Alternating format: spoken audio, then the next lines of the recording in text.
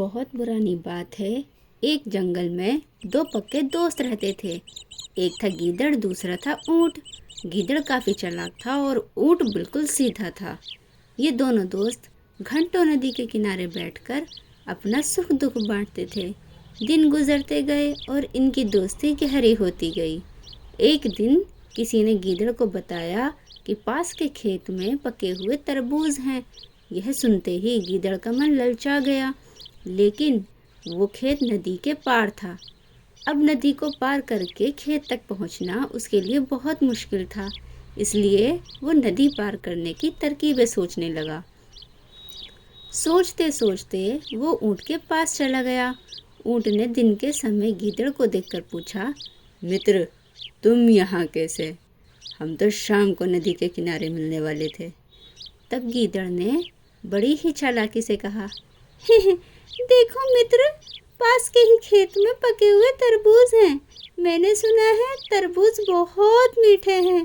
तुम उन्हें खाकर खुश हो जाओगे, इसलिए तुम्हें बताने चला आया।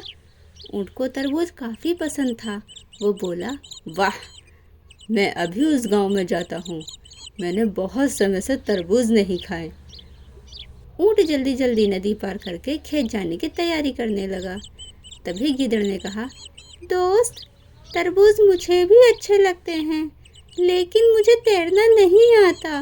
तुम तरबूज खा लोगे तो मुझे लगेगा कि मैंने भी तरबूज खा लिए। तभी ऊंट बोला, तुम चिंता मत करो, मैं तुम्हें अपनी पीठ पर बिठाकर नदी पार कराऊंगा। फिर साथ में मिलकर तरबूज खाएंगे। ऊंट ने जैसा कहा था वैसा ही किया।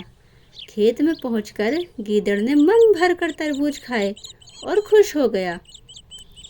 खुशी के मारे वो जोर जोर से आवाज़ें निकालने लगा। तभी ऊंट ने कहा, तुम शोर क्यों कर रहे हो? लेकिन वो माना ही नहीं। गीदड़ की आवाज़ सुनकर किसान डंडे लेकर खेत में आ गए। गीदड़ चालाक था, इसलिए जल्दी से पेड़ों के पीछे छुप गया। ऊंट का शरीर बड़ा था, इसलिए वो छुप नहीं पाया। किसानों ने गुस्से में ऊंट को बहुत मारा।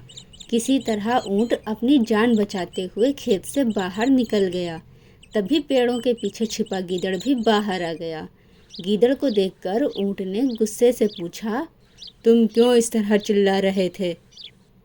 गीदड़ ने कहा, मुझे खाने के बाद चिल्लाने की आदत है, तभी मेरा खाना पचता है। इस जवाब को सुनकर ऊंट को और ज़्यादा गुस्सा आ गया। फिर भी वह चुपचाप नदी की ओर बढ़ने लगा।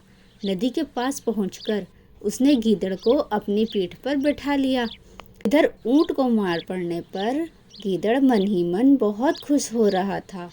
उधर नदी के बीच पहुंचकर ऊंट ने नदी में डुबकी लगानी शुरू कर दी। गीदड़ डर गया और बोलने लगा, ये क्या कर रहे हो?